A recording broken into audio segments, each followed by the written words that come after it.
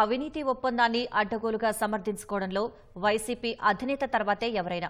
America దర్యాప్తు సంస్థ, security exchange సంస్థలు నేరుగా జగన్ వైపే వేలెత్తి చూపినా తనంత నిజాయితీపరుడు లేడని ఆయన చెప్పుకొచ్చారు. దళారీ మాదిరి అదానీ విద్యుత్ను యూనిట్కు 7 పైసల కమిషన్ తీసుకుని సరఫరా చేస్తున్న సెకీని ఆకాశానికి ఎత్తేశారు. ఏ రాష్ట్రం కొనని కరెంటు కోసం వెంపర్లాడి ప్రజల నెత్తిన లక్షల కోట్ల భారం వేసి తనను ఎందుకు సన్మానించడం లేదని అడగడం జగన్కే చెల్లింది. సెకీతో విద్యుత్ ఒప్పందంతో చరిత్ర సృష్టించారని, తనను శాలువాతో సత్కరించకుండా బురద జల్లడమేంటని మాజీ ముఖ్యమంత్రి జగన్ వ్యక్తం చేసిన ఆవేదనలో ఏమాత్రం అర్థం లేదని విద్యుత్ రంగంపై అవగాహన ఉన్న ఏ ఒక్కరైనా ఇట్టే తేల్చేస్తారు. విలేకరుల ప్రశ్నలకు తడుముకుంటూ తటపటాయిస్తూ ఆయన ఇచ్చిన సమాధానాలే అసలు విషయాన్ని సూచనప్రాయంగానైనా తెలియజేస్తున్నాయి. జగన్ ప్రస్తావించిన కొన్ని అంశాలు, అసలు వాస్తవాల్ని ఓసారి పరిశీలిద్దాం. కేంద్ర ప్రభుత్వం సెంట్రల్ గవర్నమెంట్ కు మధ్య జరుగుతా ఉన్న అవగాహన ఇది. మూడో పార్టీ ఎక్కడ ఎవడూ లేడు. వాస్తవం ఏమిటంటే ఇక్కడ సెకీనే దళారి కదా. అదానీ అజూర్ సంస్థలో రాజస్థాన్లో ఏర్పాటు చేసే ప్లాంట్లలో ఉత్పత్తి చేసే విద్యుత్ను యూనిట్ కు 7 పైసల కమిషన్ తీసుకుంటూ రాష్ట్రాలకు అమ్మిపెట్టడంలో దళారీగా వ్యవహరించింది సెకీనే. అదానీ అజూర్లతో సెకీ పీపీఏలు చేసుకోవాలంటే ఆ విద్యుత్ను విక్రయించేందుకు ముందు డిస్కంలను వెతకాలి. కానీ ధరలు ఎక్కువగా ఉండడంతో ఆ విద్యుత్ కొనేందుకు ఏ రాష్ట్రాలు ముందుకు రాలేదు. అదానీ సూచనతోనే సెకీ రంగంలోకి దిగి ఏపీ ప్రభుత్వానికి లేఖ రాసింది. అదానీ అప్పటికే గత ప్రభుత్వ పెద్దలతో అవగాహనకు రావడంతో సెకీ ప్రతిపాదన మేరకు 7,000 మెగావాట్ల విద్యుత్ కొనేందుకు జగన్ ప్రభుత్వం చకచక ఆమోదం తెలిపింది. ఈ ఒప్పందం సెకీ, రాష్ట్ర ప్రభుత్వం, డిస్కంల మధ్య జరిగినట్లు పైకి కనిపిస్తున్నా ఒప్పందం చేసుకుంది థర్డ్ పార్టీ అదానీతోనే. ఏపీకి వచ్చే విద్యుత్ అదానీదేనని సెకీతో రాష్ట్ర ప్రభుత్వం, డిస్కంలు చేసుకున్న అనుబంధ ఒప్పందాల్లో స్పష్టంగా ఉంది.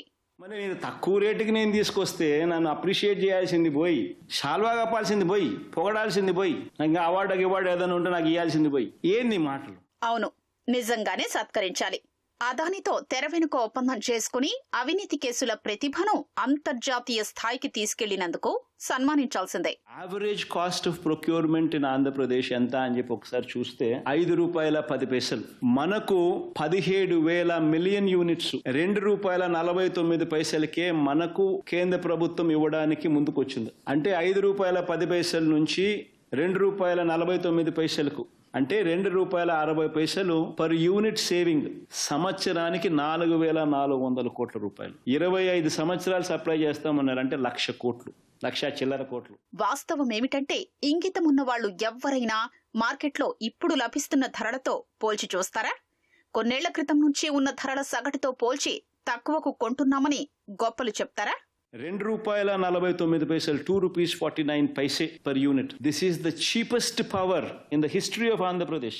సుమారు 2,000 కిలోమీటర్ల దూరంలో పెట్టే ప్లాంట్ల నుంచి కరెంటు కొనడం, 2019లో టెండర్లు పిలిచి ఎవ్వరూ కొనని విద్యుత్ను 2024 నుంచి సరఫరా చేస్తామని ఆ సంస్థలు చెబితే 2021 డిసెంబర్లోనే ఒప్పందం చేసుకోవడం చరిత్రే.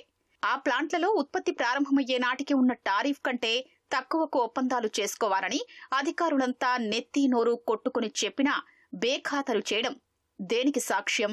రాష్ట్రానికి మంచి చేస్తూ అడుగులు ముందుకు నేనేస్తే బురద జల్లడం ఏమిటి అని చెప్పి నిజంగా మనమంతా కూడా మనల్ని మనం అడగాలి. ఇది వాస్తవాల్ని వెలికి తీయడం. ప్రజలపై 5 ఏళ్ల కాలంలో రకరకాల రూపాల్లో ఎప్పుడూ వినని ట్రూఅప్, FPPCA వంటి పేర్లతో సుమారు 18,817 కోట్ల ఛార్జీల భారం మోపారు. ఒక వ్యక్తి అవినీతి వల్ల సెకీ ఒప్పందం అమల్లోకొస్తే 25 ఏళ్లలో ప్రజలపై ఏ 2 లక్షల కోట్లో భారం పడుతుందన్న ఆందోళన ఇది. అయితే మీ మీద ప్రధానంగా వస్తున్న ఆరోపణ ఏంటంటే అక్కడెక్కడో అమెరికా కోర్టులో అదానికి సంబంధించిన కేసులో మీకు లంచాలు 1,700 కోట్లు వచ్చాయని, అక్కడ అమెరికా కోర్టులో మీ పేరు బయటకు వచ్చిందనేది ప్రధానంగా చేస్తున్నటువంటి ఆరోపణ సార్. దానికి సంబంధించి ఎక్కడ కూడా నా పేరు ఎక్కడ లేదు Ramesh. Securities exchange commission SEC నివేదిక చూస్తే ఎవ్వరికైనా అర్థమవుతుంది.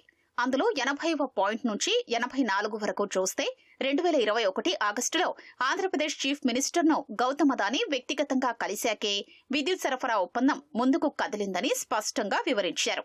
లంచం సొమ్ము సుమారు $200 మిలియన్ అదానీ గ్రీన్స్ అంతర్గత రికార్డుల ద్వారా తెలుస్తోందని పేర్కొంది. చీఫ్ మినిస్టర్ను కలిసి లంచమిస్తామని మాట ఇచ్చాకే సెకీ ద్వారా అదానీ గ్రీన్, అజూర్ నుంచే విద్యుత్ కొంటామని సమాచారం ఇచ్చినట్లు వెల్లడించింది.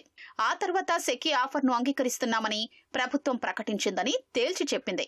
లంచాలు పనిచేశాయని కుండబద్దలు కొట్టింది. ఒప్పందంలో అవినీతి బాగోతానికి ఇంతకంటే రుజువులేం కావాలి?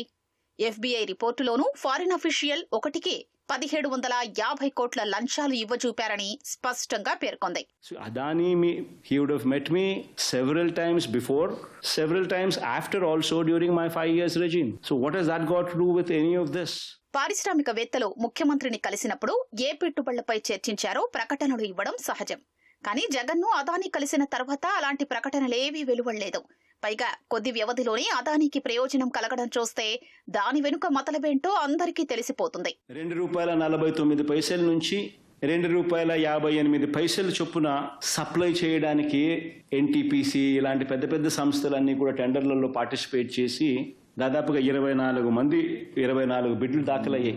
అయితే అన్ఫార్చునేట్గా రకరకాల పద్ధతుల్లో కోట్లలో ఈ ప్రక్రియ అంతా కూడా ఆపేసే కార్యక్రమం జరిగింది. ఆగిపోయిన పరిస్థితులు కనిపించాయి కోట్ల ద్వారా. టెండర్ల ప్రక్రియ నిలిచిపోవడం వైసీ ప్రభుత్వ నిర్వాకమేగా.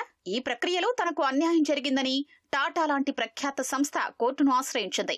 కొన్ని సంస్థలకు ప్రయోజనం కలిగించేలా టెండరు నిబంధనలు ఉన్నాయంటూ ప్రభుత్వానికి కోర్టు మొట్టికాయలు కూడా వేసింది.